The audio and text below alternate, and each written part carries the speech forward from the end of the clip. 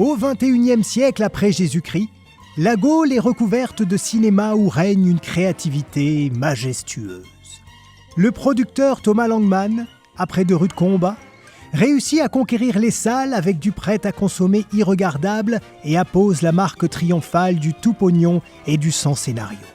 Germe alors dans son esprit l'idée d'adapter une nouvelle aventure d'Astérix qui sera guidée par un hubris démesuré, un film qui pourrait se résumer ainsi. Reviens, César!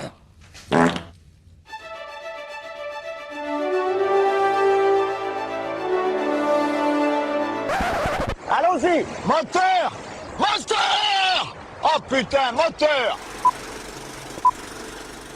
Bonjour, bon après-midi, bonsoir, bienvenue dans le Cinéma Tué qui continue inlassablement de vous parler des plus mauvais films que j'ai eu le malheur, l'inconscience, la folie d'aller voir en salle en pensant très sincèrement que c'était une bonne idée. Mais t'es pas nette, non? Bon, maso, très probablement. En tout cas, cette semaine, je m'attaque à une vraie machine de guerre.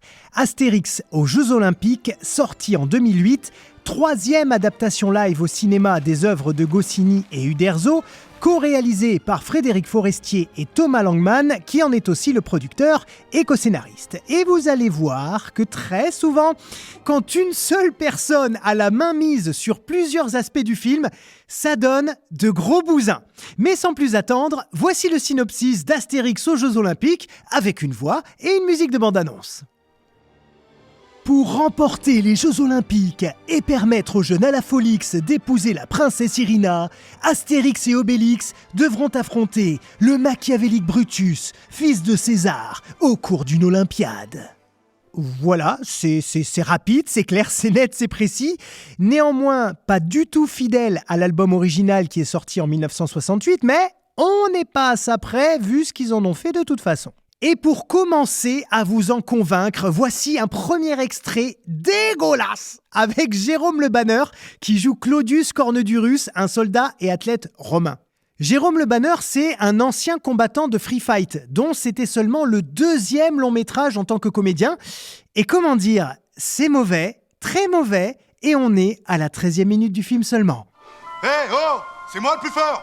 C'est moi qui ai été sélectionné pour représenter Rome aux Jeux Olympiques par Jupiter! Attrape ça!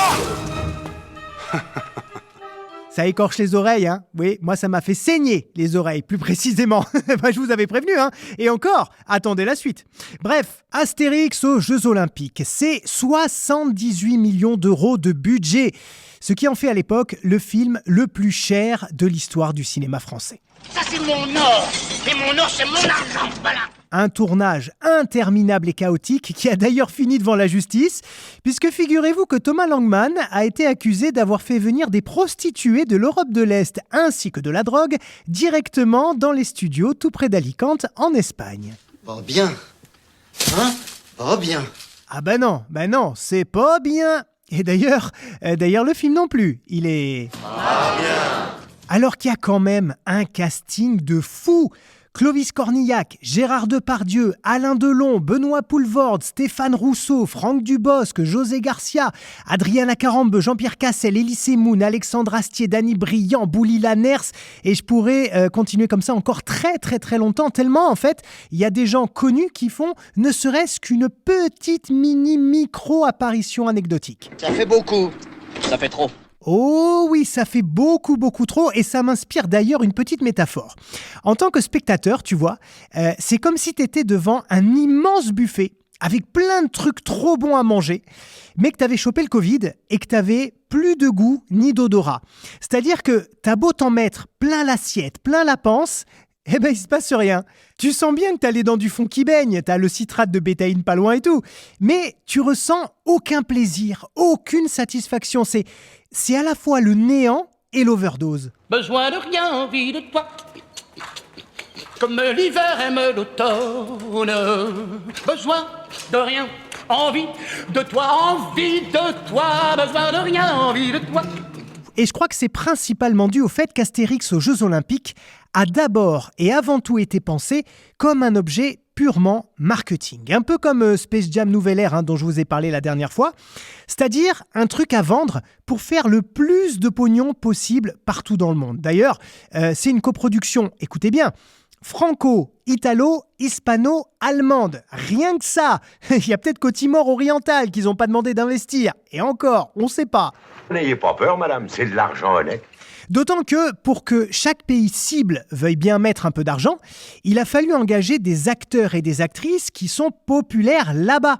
Histoire qu'il y ait de la promo dans les médias locaux, que le film sorte dans le plus de salles possible, et pour vendre davantage de DVD, évidemment.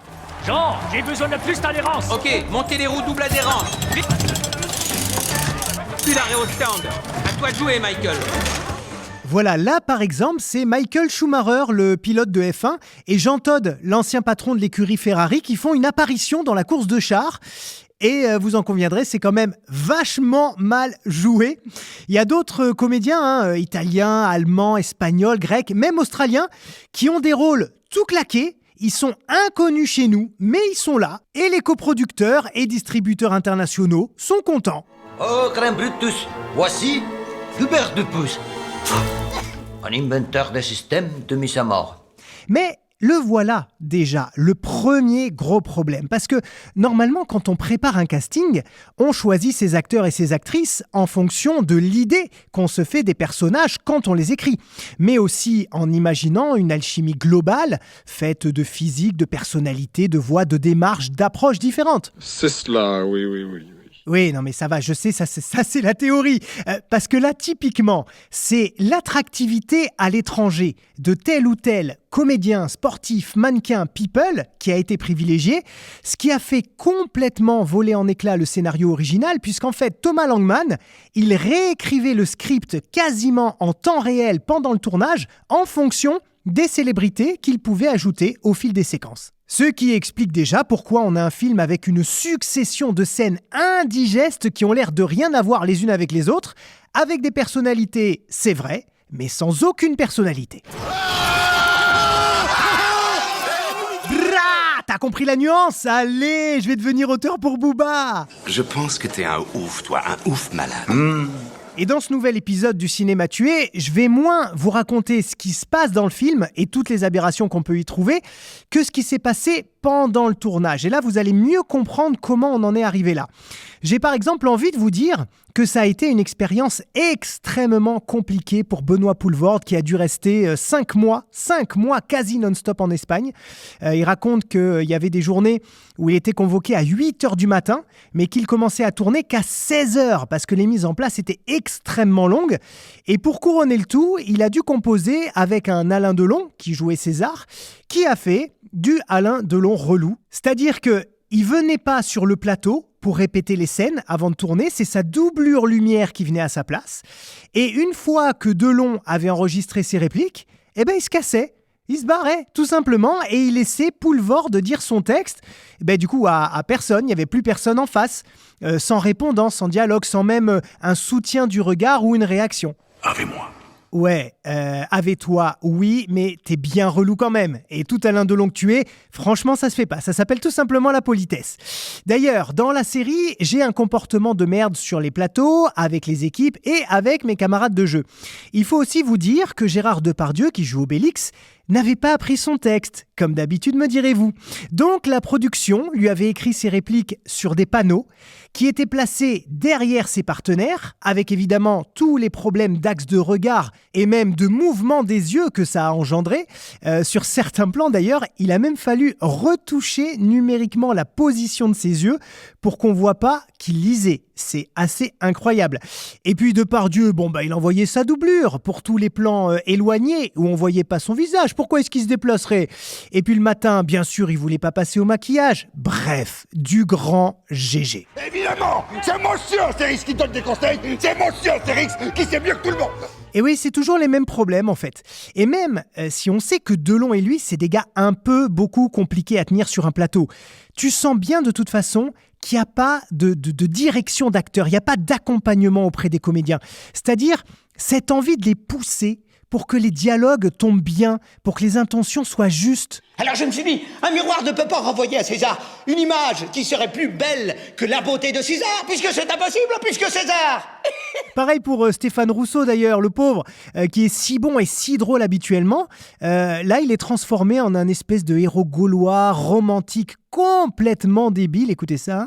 Pour épouser la princesse, je dois remporter les Jeux Olympiques. Je n'y arriverai jamais. Je préfère me pendre que de vivre sans elle. Mais à la Folix, tu t'es pendu par les pieds là. Et là, c'est vrai. Je veux pas mourir, moi.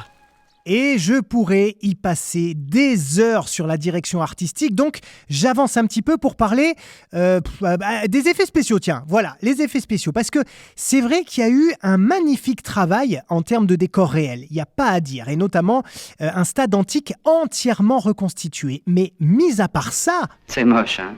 Oh, j'ai vu pire, tu sais. Ah ben, il y a toujours pire dans la vie, hein. Mais là, on se croirait dans une cinématique de jeux vidéo. Les textures sont absolument grossières, les couleurs criardes au possible, alors que derrière, faut quand même savoir qu'il y a une équipe de près de 200 personnes à temps plein qui s'est chargée des extensions numériques comme les gradins du stade, les spectateurs, le palais de César, etc. Mais si tu sais pas que t'es dans un film, t'as l'impression que tu joues à la PlayStation 2. Tu pipotes pas un peu, toi ? Ah non, jamais je pipote. Regarde le film et tu verras. Bon, et puis, c'est jamais drôle, quoi. C'est ça le problème. Il n'y a pas de gag, il n'y a pas de vanne, il n'y a aucun dialogue un peu subtil, il y a tout qui tombe à plat, sauf, c'est vrai. Quelques répliques d'Alexandre Astier qui joue un centurion romain et qui a eu le droit d'écrire ses propres dialogues. Du coup, ben c'est réussi. C'est sûr qu'on fait pas d'omelette... On fait pas d'omelette. Dans le sport, déjà, on n'a pas tellement le temps de faire la bouffe non plus. Hein. Parce que c'est un génie, Alexandre Astier. Clairement, Alexandre, je t'aime si tu écoutes ce podcast.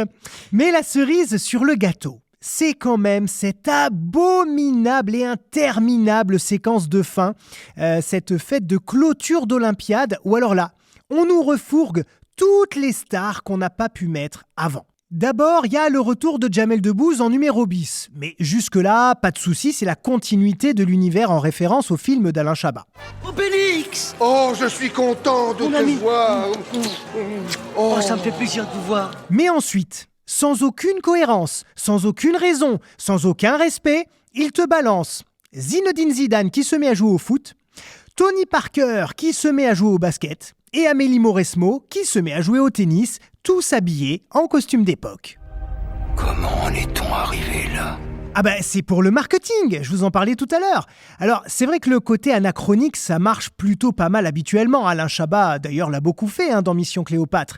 Mais là, c'est clairement du placement de stars. Donc c'est ridicule et artistiquement, c'est franchement difficilement défendable.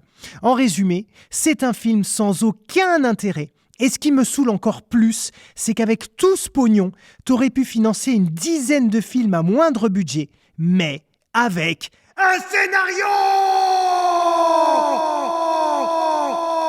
Et voilà, c'est la fin de ce nouvel épisode du Cinéma Tué. N'hésitez pas à partager ce podcast si vous le kiffez, ou devrais-je dire, puisque vous le kiffez.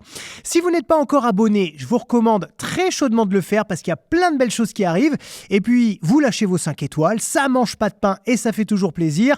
Vive le Cinoche! Et surtout, n'oubliez pas... En avant, César! Allez, ciao tout le monde!